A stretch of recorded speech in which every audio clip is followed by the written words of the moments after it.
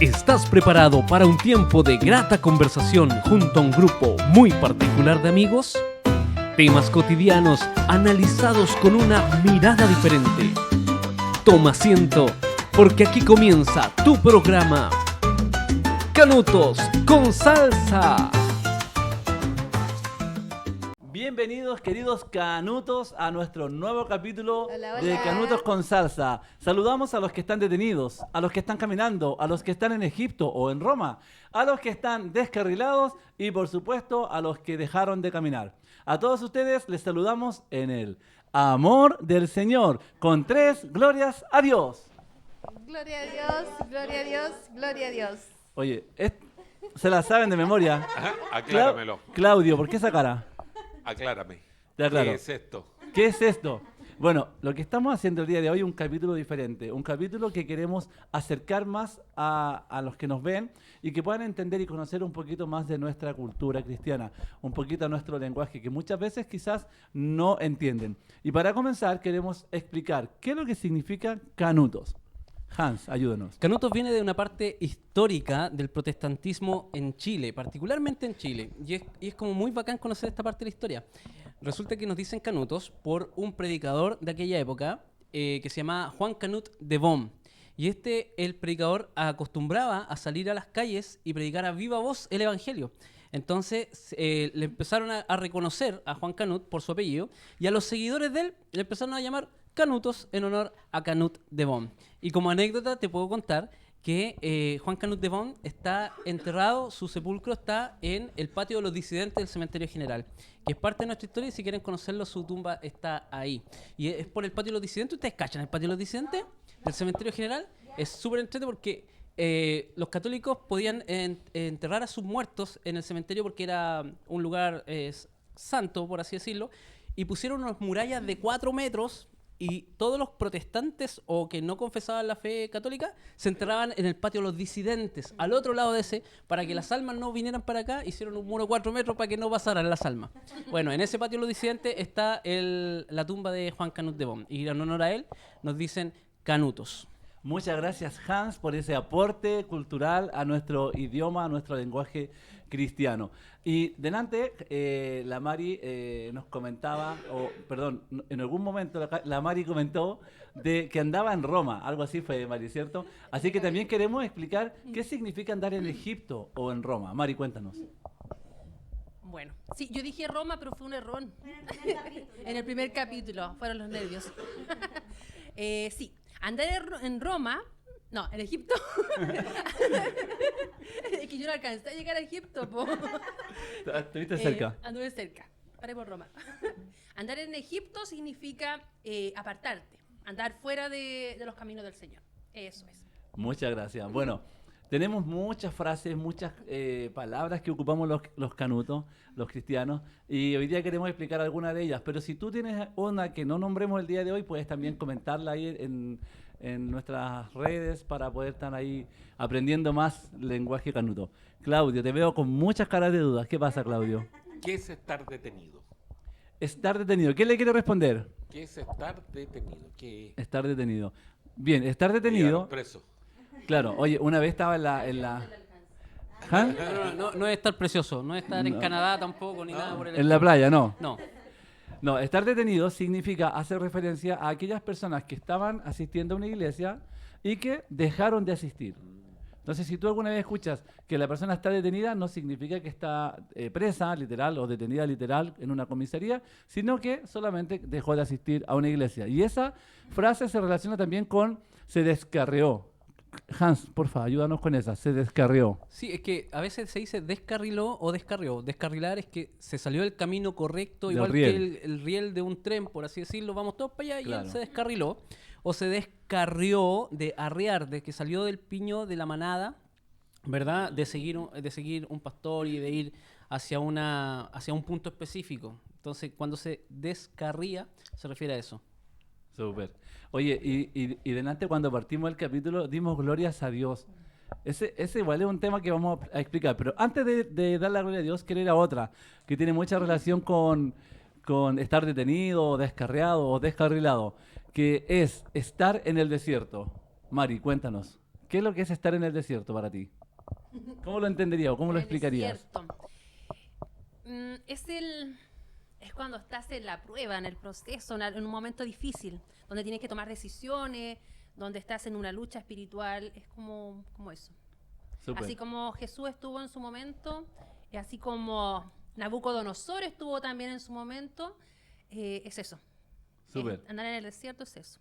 O sea, cuando tú estés pasando alguna prueba, cuando estés pasando alguna necesidad, puedes decir, estoy en una prueba, en un problema, o puedes decir también, estoy en el desierto, pasando por el desierto.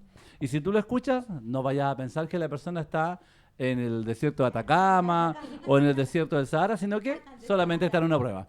Oye, Elena, ¿tú tienes alguna que quieras ahí compartirnos? ¿Alguna frase canuta? Sí, tengo varias frases canutas, pero a Ya, ver, vamos. una de las que se dice y que también es como medio chocante y medio enredada es, eres cabeza y no cola. Cuando dicen eso, ¿a ti te llama la atención, Claudia? Sí. Eres cabeza y no cola.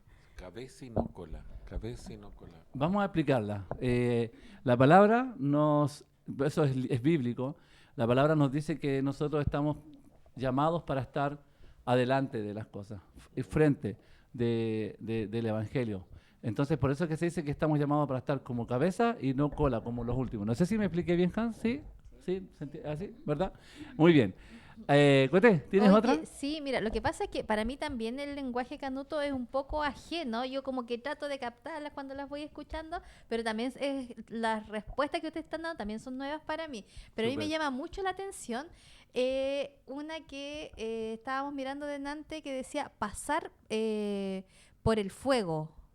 ¿Qué es pasar por el fuego? Sí, me llama mucho la atención. Elena, ¿nos puede ayudar? ¿Qué es pasar por el fuego?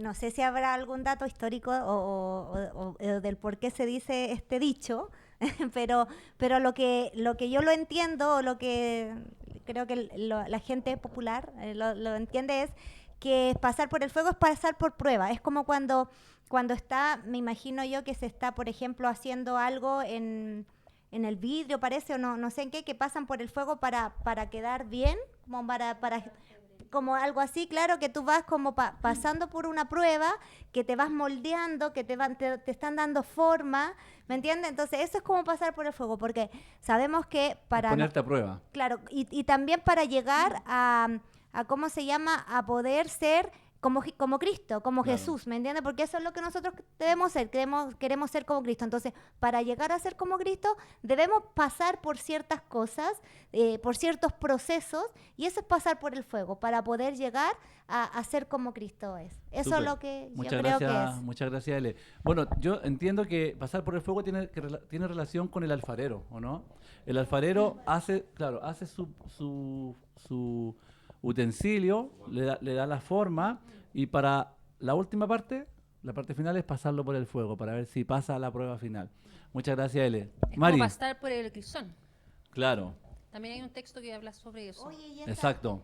esto que dicen también, me acordé de otra frase que es a la altura del varón perfecto. Eso Sí. también es como una frase que también se dice, también es como nuestro lenguaje que no sé si las demás lo entienden. Exacto. La verdad es que hay muchas frases que son bíblicas, muchas frases que son de la cultura cristiana y que muchas personas no las entienden, y por eso es que estamos haciendo este capítulo especial de frases canutas para poder acercarnos un poquito más a ustedes y que ustedes también puedan acercarse más a nosotros.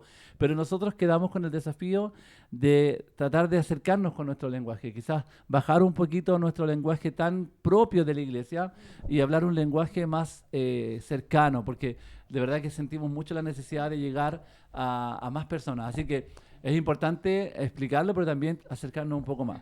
Tengo otra pregunta por ahí, a ver quién nos puede ayudar con esta. Caminando en la luz. ¿Qué es caminar en la luz? ¿Qué me puede ayudar con esa? Caminando en la luz. Mari. Conociendo a Cristo. Conociendo a Ya. Cristo. Yo creo que es una palabra que sería está eso? como un poquito de moda últimamente, porque conocemos muchos artistas que últimamente han reconocido su fe en Cristo, y cuando les preguntan, ellos están caminando en la luz, Súper, o han visto la luz, están viviendo en la luz. súper. ¿Cierto? Es como que pasé de estar en las tinieblas, en la oscuridad, estoy en la luz, en la Claro. palabra de Dios. Cuando llegas a Cristo, tu vida entra en la luz. Y ahí podemos decir que estás caminando en la luz. Oye, y dar gloria a Dios lo dijimos, ¿no? ¿Lo explicamos? No lo explicamos. Solo le hicimos dar gloria a Dios. Dimos gloria a Dios. ¿Y de dónde viene eso, Claudio? Te lo vamos a explicar hoy día. ¿De dónde viene dar glorias a Dios? Hans, cuéntanos. Dar gloria a Dios también tiene que ver con un poco la historia de la iglesia evangélica pentecostal, principalmente en Chile, y tiene que ver con el avivamiento de 1909, Ya. que tuvo un gran movimiento en Chile, y como algunos ya saben, el pastor Hubert tuvo gran protagonismo. En ese momento la iglesia era la iglesia metodista episcopal, y que quiso tomar algunas cosas del pastor, de la iglesia wesleyana, en verdad, Ya. pero con modificaciones de nuestra cultura. Entonces estaban buscando una especie de nueva liturgia, Como identidad. como una propia identidad, y entre sus distintas iglesias que estaban nacientes en ese tiempo, creo que había una como en Sargento Aldea, otra en Valparaíso, y me parece que también tiene que ver con JBH. Había un miembro joven, se dice que aproximadamente 26 años, y este compadre estaba como en su volada de oración, así solo, con ojos cerrados, y estaba todo así. Cuando estaban terminando su reunión, él de repente así de la nada dice, gloria a Dios, gloria a Dios, gloria a Dios, haciendo alusión a la Trinidad, gloria al Padre, gloria al Hijo, gloria al Espíritu Santo. Y esos tres gloria a Dios quedaron así como todos, oh, eso es lo que hay que hacer. Y lo empezaron a adoptar. Y si ustedes se dan cuenta, esto fue 1909, hace harto rato, y nosotros hasta el día de hoy todavía seguimos incorporando en muchas iglesias pentecostales esta tradición cultural que se saluda con tres gloria a Dios, se da inicio a una reunión, se da término a una reunión con tres gloria a Dios, como Así parte es. de la cultura canuta. Así es. Y hasta el día de hoy todavía se dan gloria a Dios y han pasado más de 100 años. Y es interesante porque a veces hacemos cosas por hacer sin entender. Y es importante hacerlo. Mire, cuando en una iglesia se dice, le damos la gloria a Dios, basta con decir amén. Le damos la gloria a Dios. Claudio, ¿tiene alguna otra frasecita por ahí que te... Escuché alguna vez en la iglesia yugo desigual. Yugo desigual. Sí, eso lo escuché. ¿Quién quiere explicar esta? ¿La explico yo? Sí, pues, dale, dale. No, es también una frase que es muy usada en la iglesia, es bíblica, es muy usada y tiene que ver con unirte en pareja con una persona que no es cristiana. En los tiempos antiguos, un judío se tenía que unir con una judía, probablemente todavía en su tradición es así, y nosotros le llamamos a yugo desigual a estar en pareja con una persona que no es cristiana, ya que no comparte tu fe. Por lo tanto, si no estás casado con un cristiano, estás en yugo desigual. Y aquí también surge otra que es muy interesante y que me hace recordar muchas cosas previas, historias pasadas. La idónea. La idónea. ¿Qué es la idónea? No, miento. Se ríen porque tenemos un chiste interno. Oye, no, mi amorcito. Mi amorcito. Mi amor, préstale el micrófono a la negrita. ¿Mi por qué? Mi amorcito precioso. ¿Qué, mi amor? ¿Qué es idóneo o idónea? Yo. No. Se dice cuando es la idónea, es cuando es la persona que tú te casas y que es Ya. la persona que Dios tenía preparado para ti. Claro. Esa es la idónea. Nosotros como cristianos creemos que Dios tiene a alguien preparado para nosotros. Entonces, cuando nos unimos a esa persona, lo conocemos y nos casamos con él, ahí es como que dicen, encontraste tu idónea, encontraste tu idóneo, es porque estamos con la persona que Dios quiere que estemos con él. Entonces, o sea, la persona preparada por Dios para nosotros. O sea, nosotros. O sea, tú, o sea yo. O sea, tú, o sea yo. Oye, gracias, negrita. Oye, pero eso Cuéntanos. trae el origen de la creación Sí. con Adán y Eva, ¿cierto? Exacto. Que creó su ayuda idónea. Exactamente. Ese es el origen. Así que si de repente ven reels ahí como relacionado con la idónea o el idóneo, tiene que ver con esto, con encontrar la pareja que Dios pensó y creó y formó para ti. Otra que es interesante y que sale en la Biblia y que probablemente ustedes puedan escuchar alguna vez y no la entiendan bien, es la que dice tienes que nacer de nuevo. Y hubo un personaje bíblico que lo nombramos en unos capítulos hacia atrás que decía que era Nicodemo, ¿cierto? Que le pregunta, otro chiste interno, era Nicodemo que le pregunta o sea, Jesús le dice que tienes que nacer de nuevo. Y como que le entra así como un conflicto cognitivo de cómo nacer de nuevo. Hans, Voy a entrar en el ¿quién lo viaje quiere de la explicar? madre. ¿Mari? ¿Lo explicas tú? ¿Quién? ¿Ya? Hansito, dale. O Explica. sea, básicamente el encuentro que tiene con Nicodemo, en donde Nicodemo le dice, ¿cómo puede ser posible que yo vuelva al vientre de mi madre?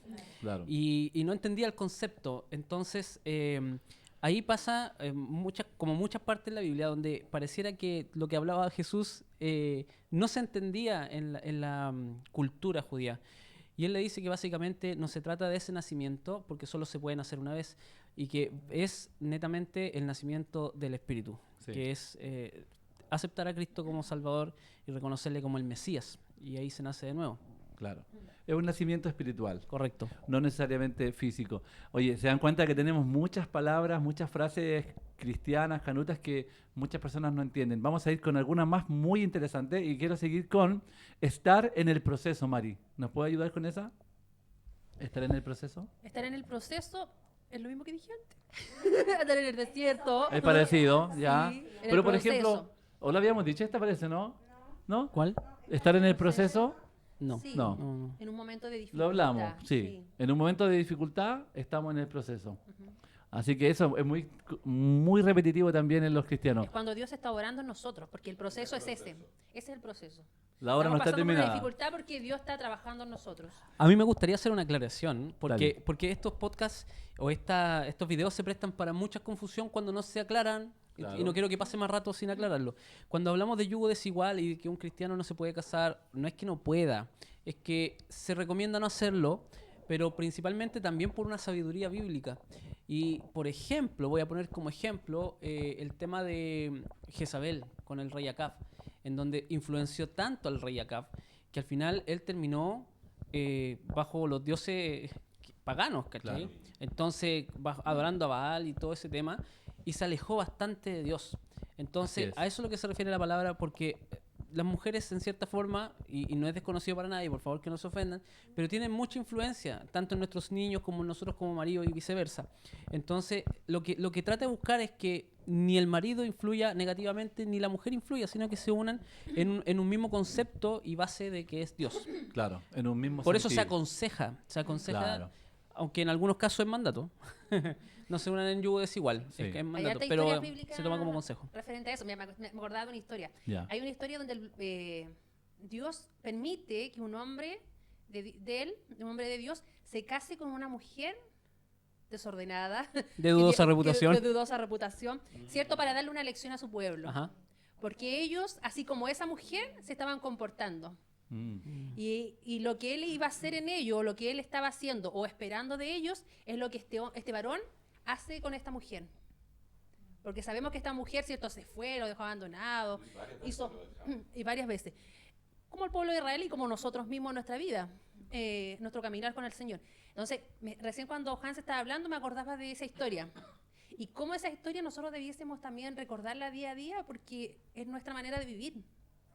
Recordar que el Señor nos sigue, está ahí constantemente buscando, lo que sé yo, ya. Pero me salí del libreto.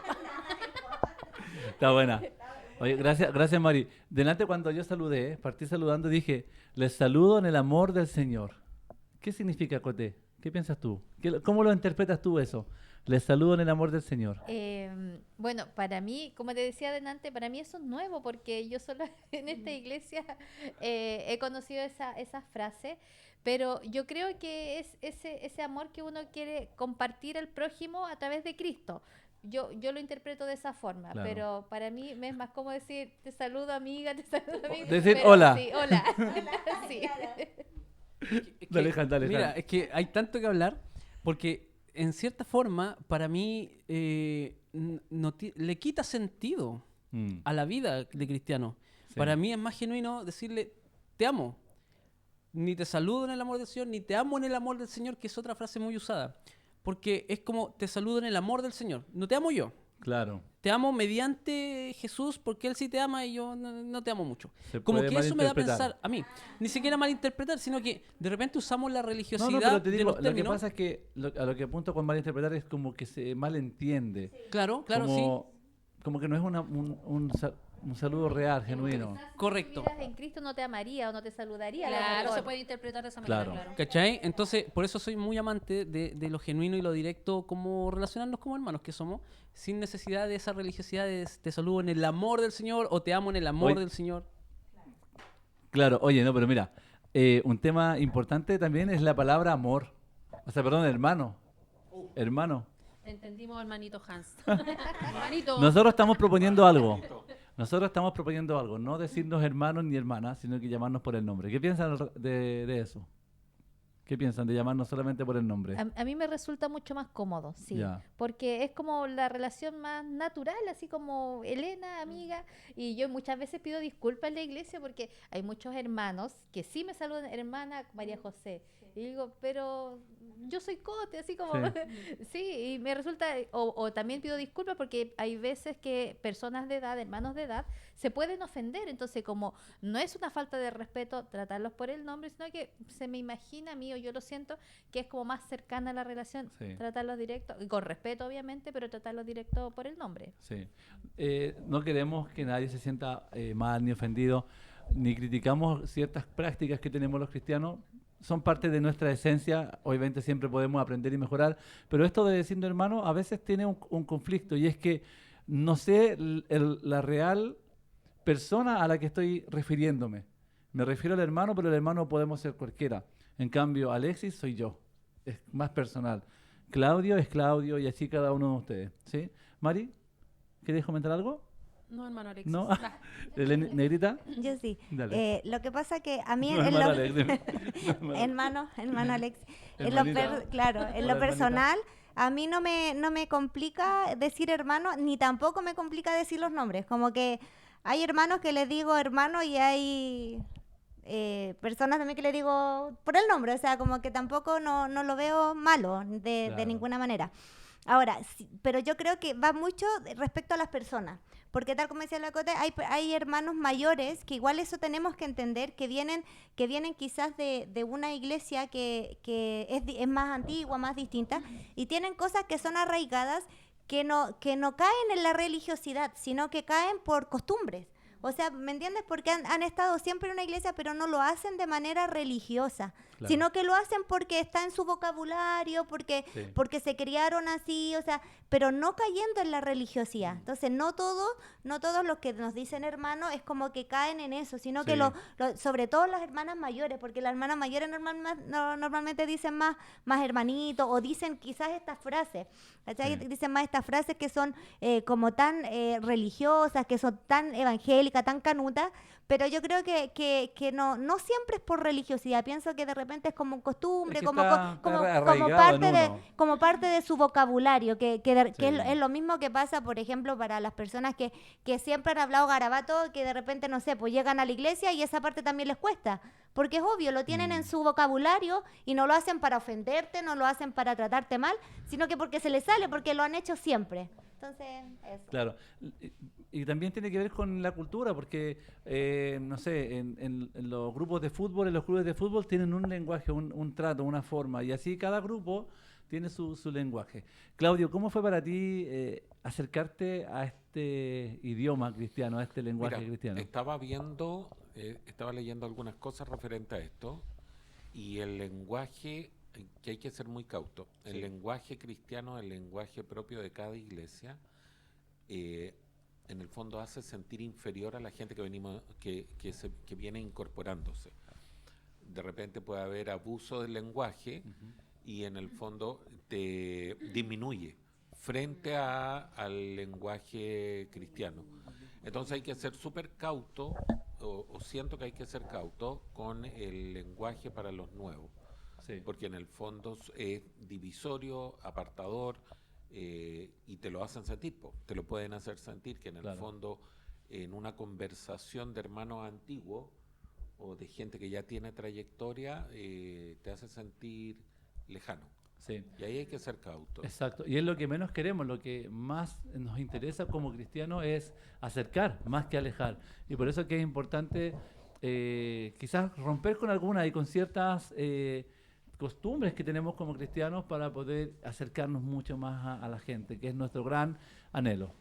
Mira, ¿Vale? referente a lo que decía Claudio, me acordé de algo. Cuéntenos. Bueno, después que yo volví de Roma, me acuerdo que me volví a congregar y hice el intento de congregarme con un grupo de jóvenes de la iglesia y la mayoría era nacido y criado en la iglesia, po.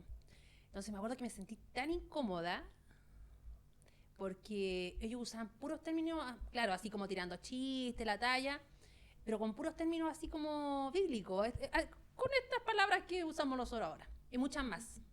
Pero muchas veces, algunas de las que decían, me dejaban así como marcando ocupado. Porque yo también conozco algo de la palabra, entonces yo decía, ¿me habrá querido decir eso? Lo que yo pienso, ¿cachai? Entonces yo pienso que de repente también mal utilizamos estas palabras que tenemos arraigadas, incluso para, como del púlpito muchas veces se pegan bibliazo, así también podemos pegarnos, no sé si bibliazo, pero también nos pegamos con este tipo de lenguaje que tenemos, este COA. Sí. Que tenemos también, podemos hacer sentir incómodos a otros cuando mal utilizamos este lenguaje y el otro no lo desconoce en realidad. Muchas gracias, Mari. Estamos llegando ya a las últimas frases, ya nos queda poquito programa y queremos irnos a algunas que son quizás un poquito más profundas, como por ejemplo la sangre del cordero. Hans, la sangre del cordero, ¿qué significa la sangre del cordero? Que ser bañado en la sangre del cordero es un término bastante teológico, en verdad, porque tiene que ver con la expiación que se daba en el templo, donde se ofrecía un animal, ¿cierto?, de sacrificio, y su sangre era propiamente vertida, ¿cierto?, para que subiera como olor grato y se echaba incienso y todo el tema, en los sacrificios, como expiación y todo lo que tiene que ver con eso. Y sabemos que el Cordero inmolado es Cristo Jesús, quien se sacrificó y vertió su sangre, y en su sangre hay salvación para todos nosotros. Y cuando tú empiezas a caminar en el Evangelio, que es el término que estábamos hablando, tú empiezas a entender un poco más profundamente la palabra y tú te conviertes, te dicen que básicamente has sido bañado en la sangre del Cordero porque para ti ya hay salvación, para ti ya hay expiación, ¿cachai? Sí. Tus pecados fueron perdonados y conociste eso. Sin embargo, te quiero contar una anécdota. Pasó, y que a lo mejor le puede pasar a muchas personas que quizás también se encuentren con esto. John Wimber, un pastor de la iglesia La Viña de Estados Unidos, ¿cierto? En una de sus primeras acercamientos con una iglesia, un pastor se le acerca en plena reunión, o sea, una persona, un miembro, se le acerca en plena reunión y le pregunta y le dice, ¿tú ya has sido bañado en la sangre del Cordero? Y quedó pero pasmado y dijo, ¿en serio hacen eso aquí? ¿Cachai? Y él dijo, ¿pero cómo? Y quedó choqueado. Claro. ¿Cachai? Porque claro, son términos que Es no se muy ocupan, fuerte. es demasiado fuerte. Entonces él dijo, ¿qué tipo de ritos hacen aquí que me van a bañar en sangre de cordero? O sea, tomándolo literalmente, son términos que si no se entienden teológicamente pueden confundir mucho a la gente o espantar mucho a la gente. Entonces, hablando un poquito de lo que los chiquillos han expuesto, es que este lenguaje, yo en lo personal con Cote no lo usamos mucho, y no lo usamos mucho porque sentimos que genera cierta barrera, como tú dices, de repente, pero sí aceptamos que cada profesión incluso tiene su propio idioma, cada cultura o microcultura dentro de una sociedad tiene su propio idioma y la respetamos como tal. Claro. Pero ¿sabes lo que me pasa a mí en particular? Que con el término hermano, por ejemplo, que el hecho de no decirlo nunca no está tan tocado, tan manoseado, que una vez me lo dijeron en una librería y como no acostumbraba a eso, me sentí tan parte del cuerpo de Cristo, ¿cierto? De la Iglesia Universal de Cristo, sin el conocerme me dice, hermano, que disfrute el libro. Y me quedé pegado en el hermano, porque no lo acostumbro a decir. Y fue mucho más significativo para mí que no lo acostumbro. Claro. A lo mejor si yo lo repitiera mucho, hubiera sido, hermano, ya vale, hermano, gracias, chao. ¿Cachai? Pero fue muy significativo y lo tomé con mucho agrado. Porque claro, cuando no acostumbro a decirlo, para mí fue muy novedoso y muy Claro. rico sentir que era Exacto. parte del cuerpo. Bueno, teológicamente podríamos decir que hermano se ocupa porque todos somos hijos de Dios y por eso somos todos hermanos. ¿Alguien tiene otra más o ya estamos cerrando? ¿No? ¿Estamos listos con lo que hemos compartido? Bueno, hemos tenido por lo menos, Mari tiene una. Quiero hacer una pregunta. Oh my God. Sí, Que no lo sea muy pasa- difícil.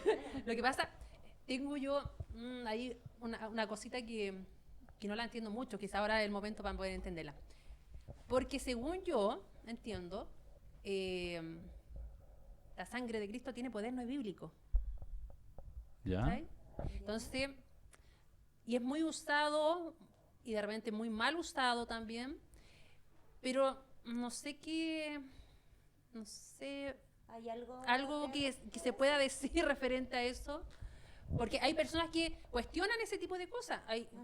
Entonces que te digan la sangre de Cristo tiene poder, usted por la sangre de Cristo va a ser sanado. Nosotros sabemos que por Cristo, que si creemos, tenemos la fe, ¿cierto? Vamos a ser sanados. Pero esa palabra, así como la sangre de Cristo tiene poder, y utilizarlo, porque conozco, ¿utilizarlo de qué manera? Perdón, lo voy a explicar. He visto tipos como de rituales, que hay gente que marca las paredes, y qué sé yo. Ahora, me gustaría a mí saber eso, si a qué va, si una ¿De buena dónde viene práctica, esa no frase? sé, esa frase. Yo creo que está en el plano espiritual, netamente espiritual.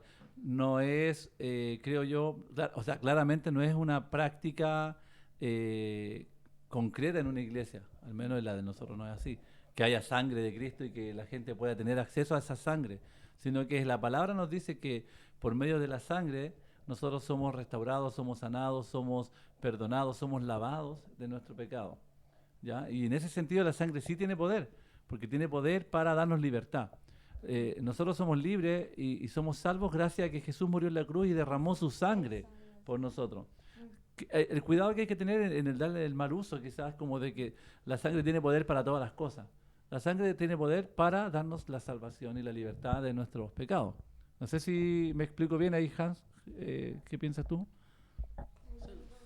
Nos vamos ahí en la profunda. ¿Eh? O sea, yo creo que este es un tema que ya más teológico, Sí. pero tiene que ver netamente con la expiación. ¿Sí? Tiene que ver con la expiación y en la cual el sacrificio, como lo explicaba, el sacrificio perfecto fue Cristo y por el derramamiento de su sangre fuimos reconciliados con el Padre. Claro. Y en esa reconciliación fue consumado, como mismo Cristo lo dijo en la cruz, consumado es, ¿cierto? Entonces, tiene que ver netamente con eso. Ahora, en el ámbito religioso se ocupa muchísimo. Pero hay otros términos que quizás van a dar para otra cosa y también Sí. que se ocupan muchísimo y que también de repente son un poco incomprensibles porque desde mi punto de vista se ocupa mucho de manera cultural más que bíblica. Entonces, por ejemplo, a veces se dice, pasando a otro tema que también es muy común, es Dios bendice al dador alegre.